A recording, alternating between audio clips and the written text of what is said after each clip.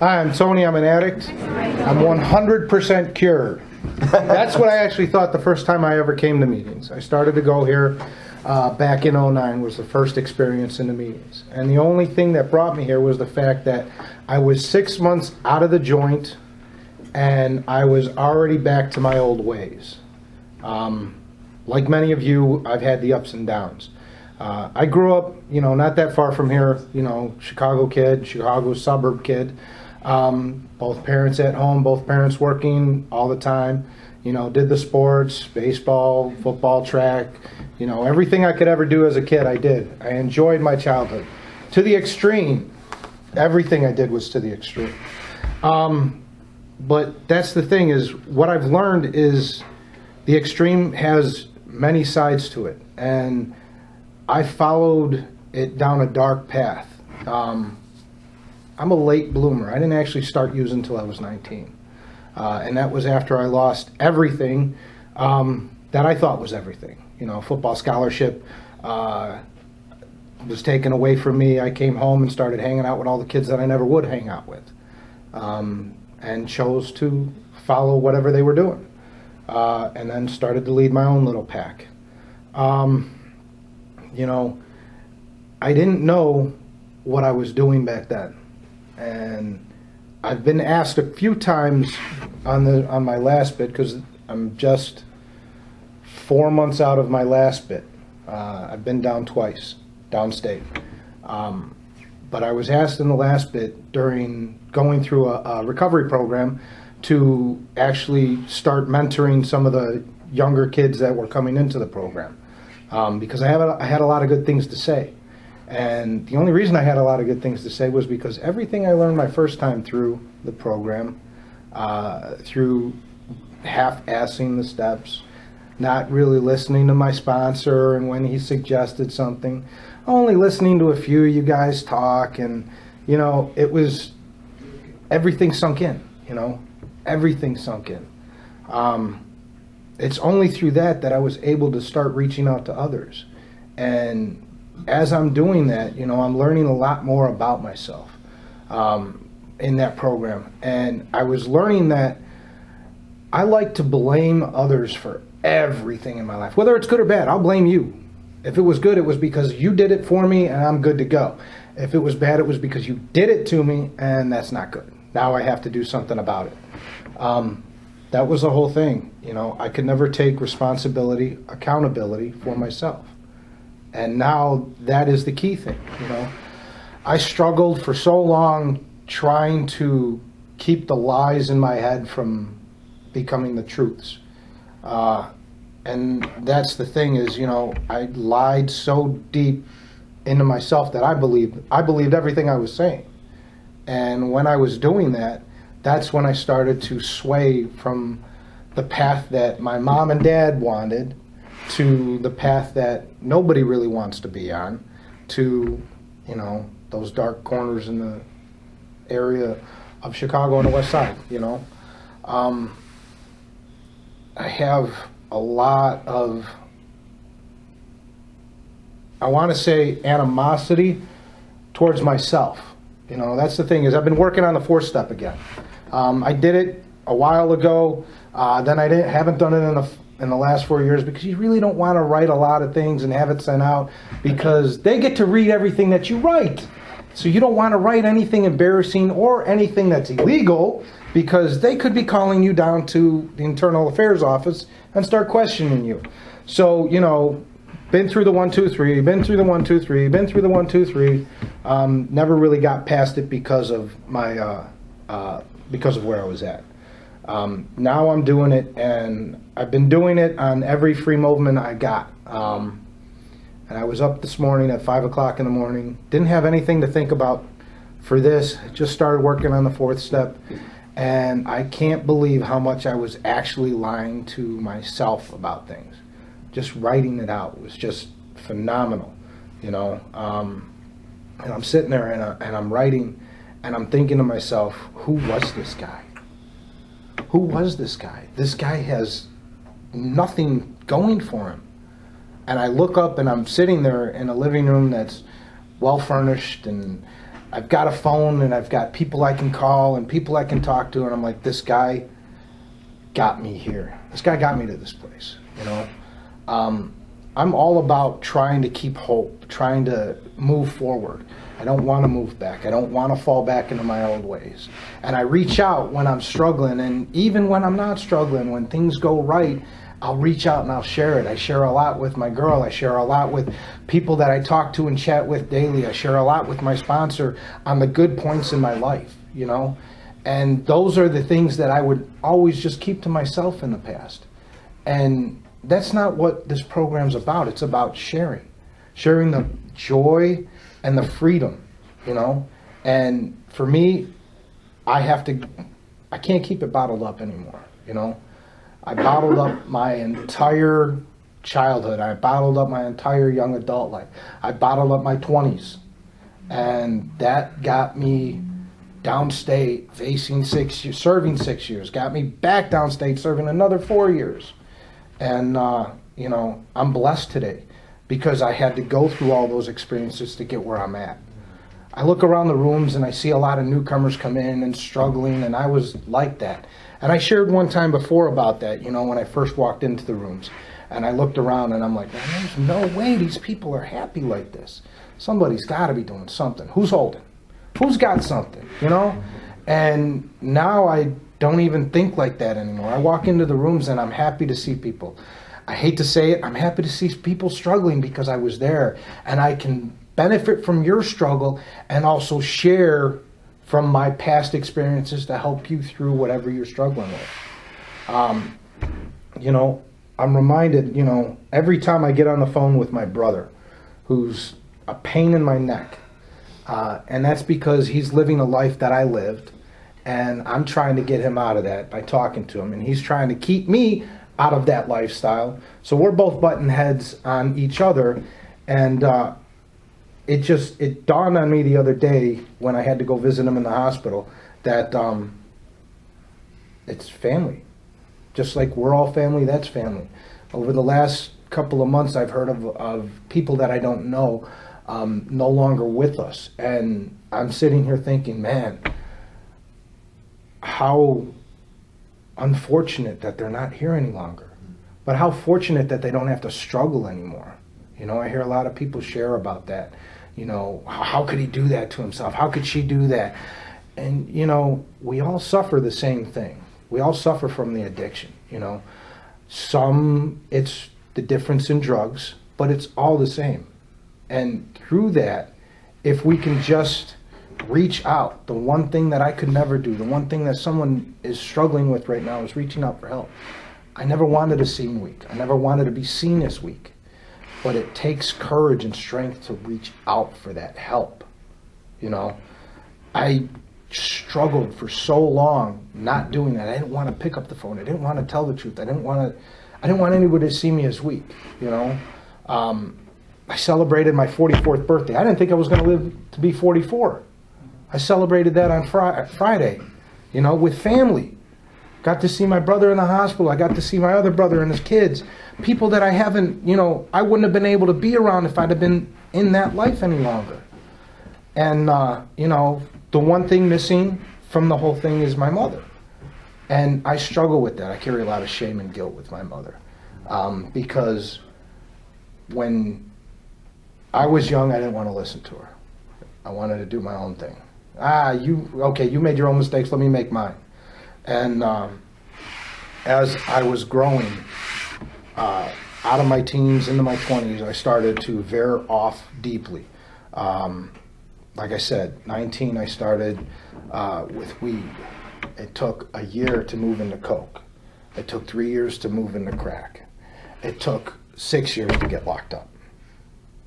I was 23 years old when I started smoking crack. I was 29, homeless, bouncing from house to house, stealing, robbing, doing anything I could to keep the addiction going. And I got locked up. I had a small window of opportunity to try and clean up at 28 years old. And I couldn't do it. And that was when my mom was suffering from cancer, you know. She only survived another 8 months after I found out. And I tried to just stop. I tried to walk away. I could do this on my own. And the first time I go to the hospital and visit her, the second time I go to the hospital and visit her, and doctors are trying to figure out what's wrong with her.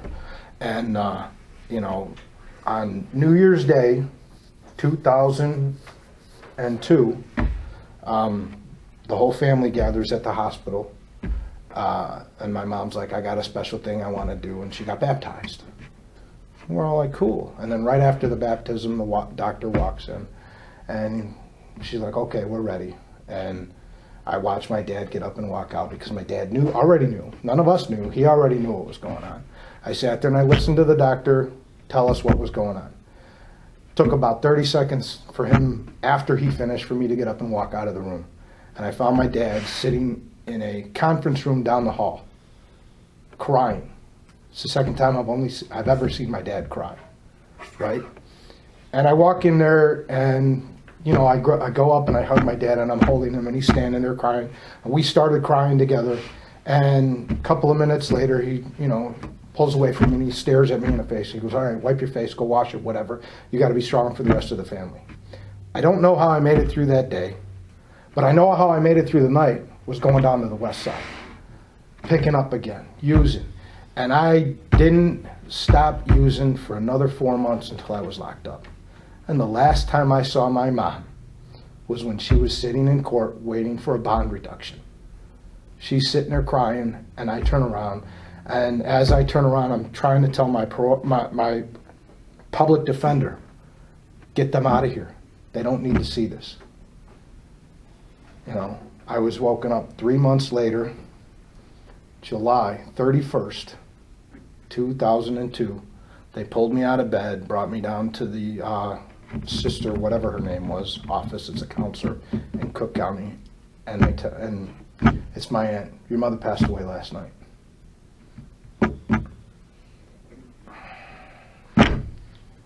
So there I am, sitting in Cook County. Couldn't get bonded out. Couldn't say goodbye to my mom. Didn't get to visit her. Didn't get to go to the wake.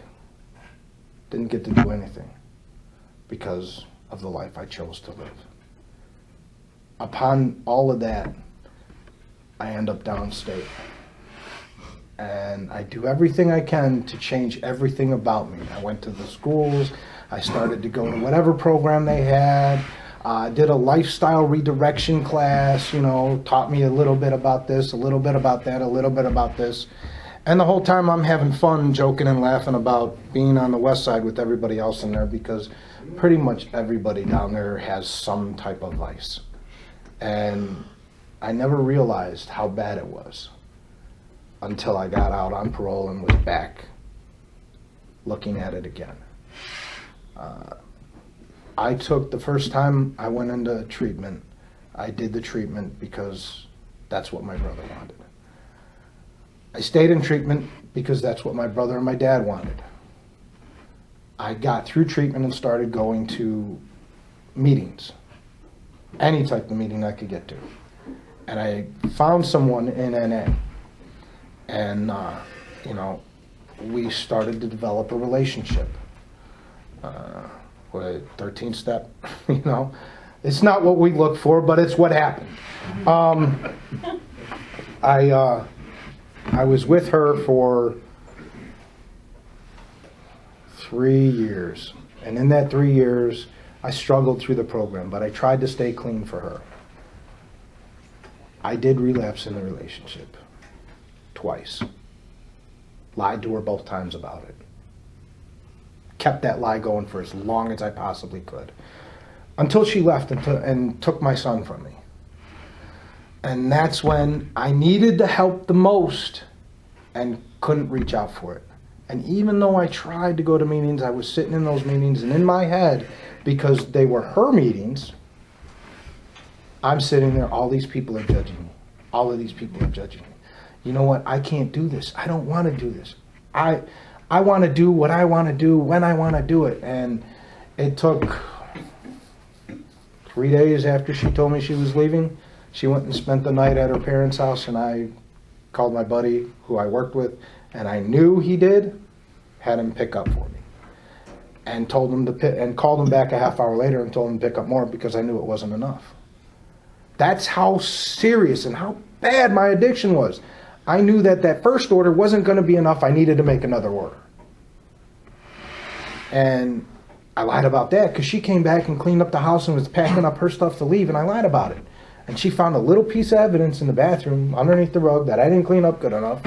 And I lied. It came off my boot. We used that stuff at work. You know, I haven't seen my son in almost 5 years now because of it, because of that lie, because I couldn't listen to the suggestions. I couldn't follow a program. I couldn't do this for myself. And after all of that, after everything, the slips, full-blown relapse, and suffering for another almost a year. Let's call it almost a year. It's 11 months and a few days. I tried to stop. And I tried to leave the Chicagoland area. I got on a bus and headed to Dallas. You know, I told people about it. I'm going to Dallas. There's a recovery program I'm going to go get into down there. They had a bed space waiting for me.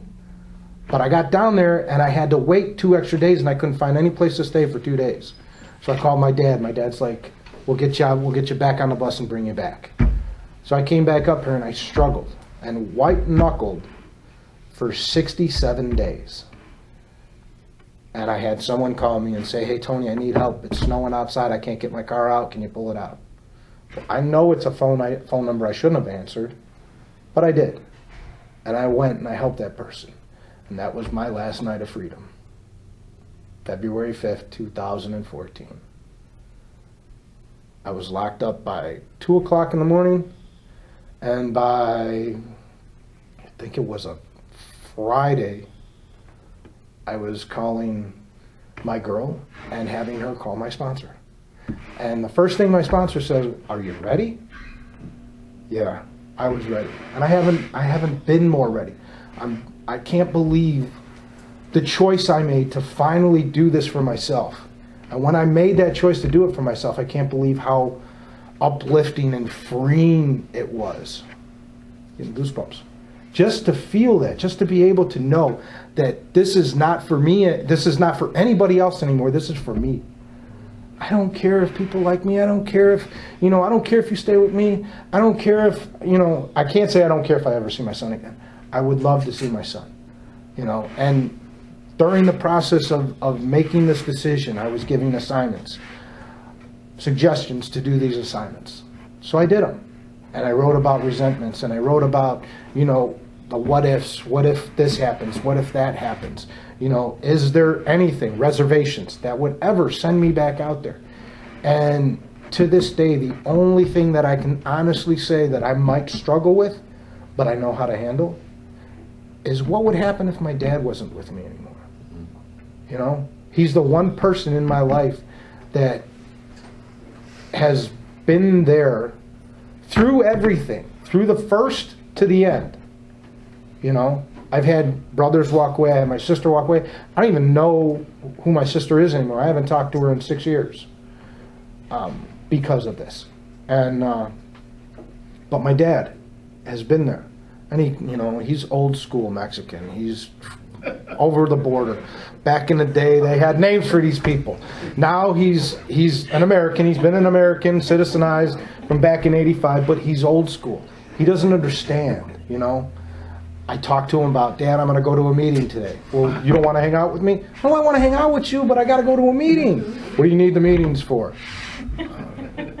Just so I can socialize, Dad. That's all it's about, socialization. But I've gotten him to the point where he understands that I need this, For him, it's always about the people I hang around with. You should see some of the people I hang around with now, Dad.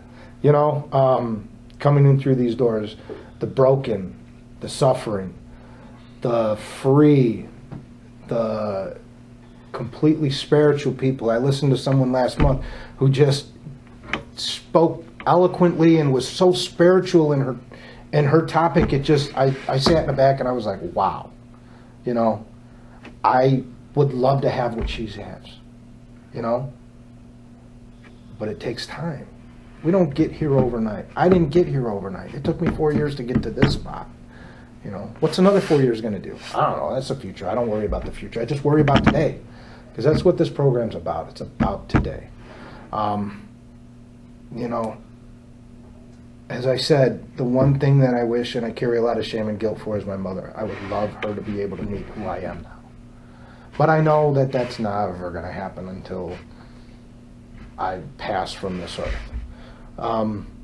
But I believe that she would be proud of the steps I've made in my life, of the amount of work I've put forth in this program to do what I need to do on a daily basis. You know, my struggles today are all about movement. I can't go anywhere. You know, I got this thing on me, big old ankle monitor. You know, love it. It keeps me tethered to a box. You know, it keeps me home.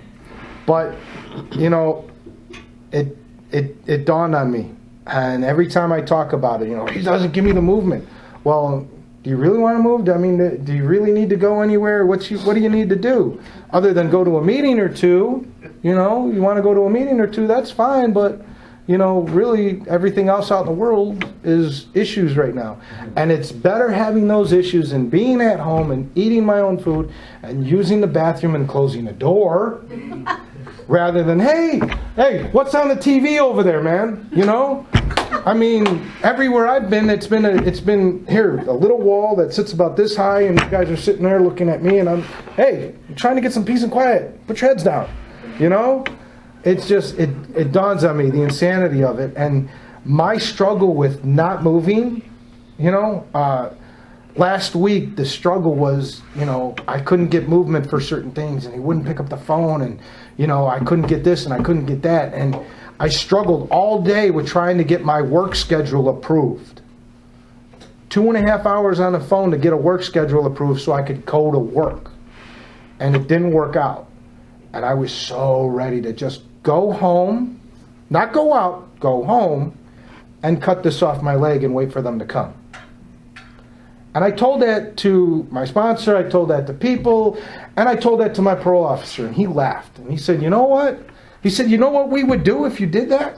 I'm like, send me back for another year? You know? He's like, no, we'd probably put you on it for another year. Oh my God. The problems I have now, that would be even worse. And all that work that you've just been doing, all those hours, yeah, you're going to have to go part-time, maybe 15 hours a week. Oh, man. Is it really worth it? No. Did I want it? Yes. Did it happen? No. I followed the suggestions that people had told me. It took a little bit. I couldn't find gratitude in that night. I found it the next morning and wrote about it. It was there. But it just, you know, some of the things that happen now are like drops in a bucket, water in a bucket. It's nothing. They just dump it out, you know. It's not something I have to struggle over and I have to keep to myself and, you know, lie about, you know. You know, it's so astounding to be able to feel. That's the word. That was the worst, not being able to feel. And it was the worst because I numbed everything. Numbed my entire life. Because I didn't want to feel. I didn't even want to feel the happiness. Happiness was at the end of a pipe. And now, happiness is in a book. For sale, right here up on the desk. But it's, you know, it's that. You know, I read in here and I read the stories and I read about the steps and why we're here and all of that stuff. And I've been through this book 4 or 5, maybe 6 times. Probably should have been through it more, but, you know, there were other things I still wanted to do while I was locked up, you know, watch a little TV every once in a while, play some cards, but I still found time to do my dailies while I was there, daily meditations, reading my Just for Today, doing some step work, reading in the book, writing I got maybe 300 pages of gratitude list, that I wrote about. He said, every time you struggle, write a gratitude list. You're going to find something, and it's always, find 25 things. How am I going to find 25 things to be grateful about? I can't find that. You don't understand what's going on in my head. You don't, wait, you were here. You understand. Because, I met him in these rooms. He's an addict just like me. So he understands the struggles that I go through. So I listen to him. And it's amazing the amount of joy I have in my life now. The amount of love in these rooms, outside of these rooms, that I feel and get to give, and, I've had people say, where was this guy 4 years ago? I didn't know you 4 years ago. I wish I had this guy 4 years ago. Well, 4 years ago, you couldn't have this guy because he was struggling, but you get him now. The good and the bad, you get him. You're stuck with him. That's it. It's over with. It's not happening. But I'm blessed today to have the life that I have. I'm unbelievably happy in my life. Yeah, there are down times, but the down times don't cause me to want to do anything other than just bitch about it, And I do that to whoever I do that to. I talk about it. And, and that's the thing. I found a way to not hold in my feelings. I've let them out. Thank you. I'll keep coming back.